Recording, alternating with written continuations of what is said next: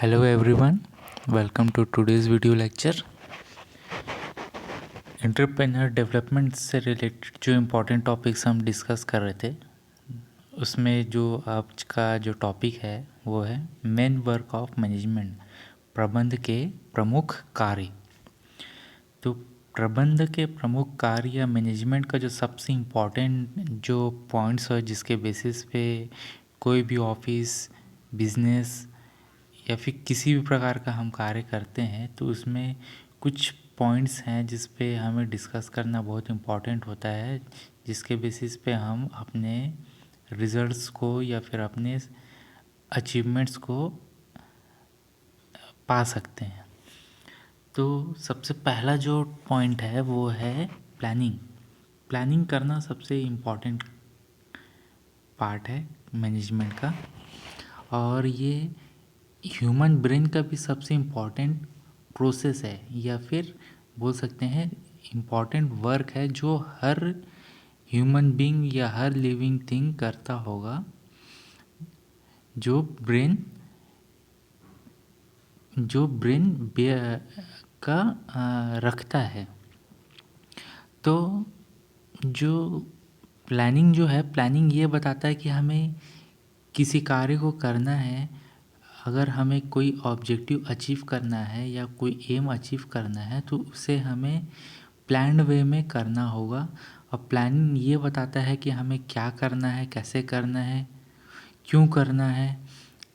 अगर ये नहीं हुआ तो हमें कौन सा दूसरा रास्ता अपनाना है। ये सब चीज़ें क्या होती हैं, हम प्लानिंग पे डिस्कस करते हुए चलते हैं। तो मैनेजमेंट में भी सबसे इम्पोर्टेंट जो टॉपिक आता है वो है प्लानिंग है। बिना प्लानिंग के हम किसी भी कार्य को संपन्न नहीं कर सकते। नेक्स्ट जो है वो है ऑर्गेनाइजिंग।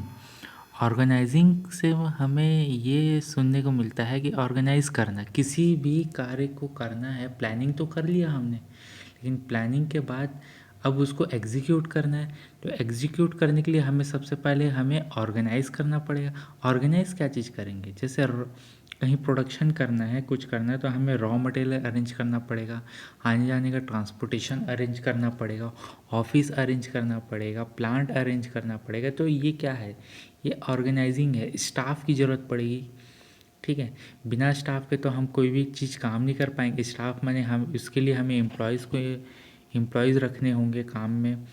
तो ये सब चीज़ें क्या है, ऑर्गेनाइजिंग के पार्ट्स हैं जिसमें जो हम करते हैं। और ये ऑर्गेनाइजिंग जो है मैनेजमेंट का सबसे इम्पॉर्टेंट टॉपिक है। उसके बाद जब ऑर्गेनाइजिंग में हमें छोटी छोटी बातों को ध्यान में रखना होता है, हमें छोटी छोटी चीज़ों को अरेंज करना होता है, और साथ ही साथ बड़े चीज़ों को भी अरेंज करना पड़ता है। जब हम छोटी चीज़ों को अरेंज करते चलते हैं तो हम धीरे धीरे करके अपने ऑब्जेक्टिव की ओर धीरे धीरे करके बढ़ते चले जाते हैं, तब जाकर हम बड़े ऑब्जेक्टिव अचीव कर पाते हैं। उसके बाद थर्ड जो है इम्पॉर्टेंट है वो है स्टाफ। स्टाफ होना वही जरूरी, भाई बिना स्टाफ के हम काम कैसे करेंगे, ठीक है। तो किसी भी मैनेजमेंट वर्क में सबसे इम्पॉर्टेंट चीज़ होता है स्टाफ की नियुक्ति करना, स्टाफ को ट्रेनिंग देना। अगर कोई अच्छा स्टाफ है तो अगर हमारे अदर ब्रांचेस है तो हमें वेल स्किल्ड या फिर वेल एक्सपीरियंस स्टाफ को या एम्प्लॉयज़ को हमें दूसरे ऑर्गेनाइजेशन में भी ट्रांसफ़र करना पड़ता है। उनकी हर चीज़ों, उनका प्रमोशन करना होता है, उन्हें एक समय के बाद उन्हें रिटायर भी करना होता है। तो ये सब चीज़ें जो हैं ये स्टाफिंग के अंदर आती है। स्टाफिंग का मतलब नियुक्तियाँ होती हैं जिसके अंतर्गत हम अपने कंपनीज़ में या ऑर्गेनाइजेशन में या फिर बिजनेस में हम अपने अंदर स्टाफ एम्प्लॉय करते हैं, उन्हें एम्प्लॉय करते हैं, उन्हें काम सिखाते हैं, उन्हें काम करने के लिए ट्रेनिंग देते हैं ताकि हम उनसे उनका एक्सपीरियंस बेस्ट निकाल सकें। थर्ड टॉपिक के बाद आता है फोर्थ आपका डायरेक्शन। तो डायरेक्शन जो है, अगर हमें डायरेक्शन का मतलब होता है यहाँ पे हमें किसी चीज़ को निर्देशित करना है या निर्देशन देना है।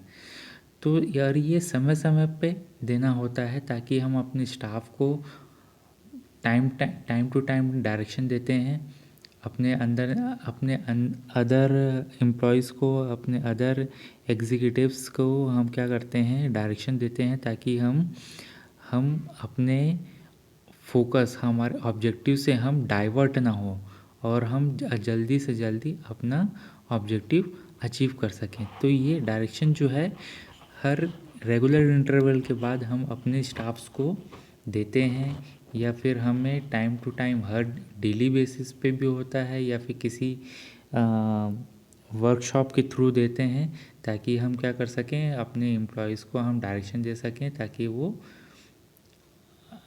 वो अपने टारगेट अचीव कर सकें। जब एम्प्लॉयज़ अपने टारगेट अचीव कर सकेंगे तो एम्प्लॉयज़ काम किसके लिए करते हैं, प्लांट के लिए काम करते हैं या किसी ऑर्गेनाइजेशन के लिए काम करते हैं। तो अल्टीमेटली एम्प्लॉयज़ का अचीवमेंट, प्लांट का अचीवमेंट या ऑर्गेनाइजेशन का अचीवमेंट होगा, और वो धीरे धीरे करके हम अपने एम की तरफ बढ़ते चले जाते हैं। उसके बाद है समन्वय। समन्वय का मतलब है कोऑर्डिनेशन, जहाँ पर हमें क्या करना होता है, डिफरेंट ग्रुप्स ऑफ एम्प्लॉयज़ के बीच में एक प्रॉपर कोऑर्डिनेशन हमें बनाना होता है।